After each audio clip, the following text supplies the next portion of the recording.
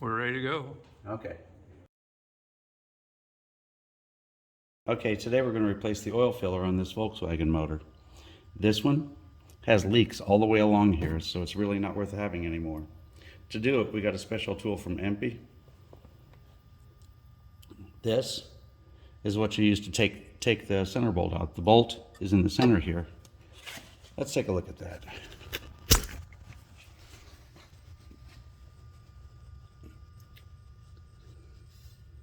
If you look, you can see the two little notches to take the bolt off.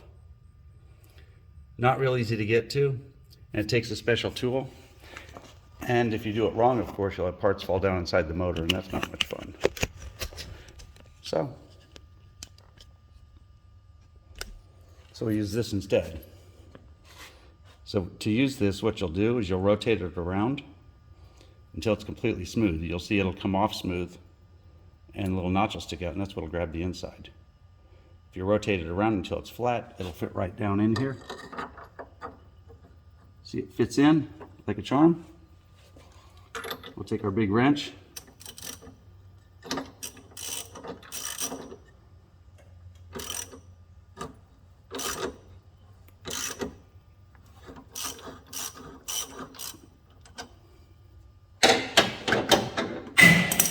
Whoops.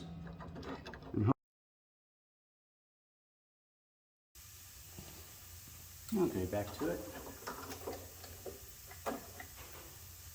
Now we've got the old one off. Make sure when you're using this that you don't go too deep in, or the threads on this won't grab the ring itself, because there's only a little bitty area that you've got to work with. It's pretty easy to push this clear past it. So now that we've got that off, let's grab our new shiny one. We're going to add this to replace it. As you can see on this one really wasn't worth saving. Somebody tried at one point or another, apparently. Okay, putting the new one on is just as simple as screwing it on and then adding our breather. Where are you at?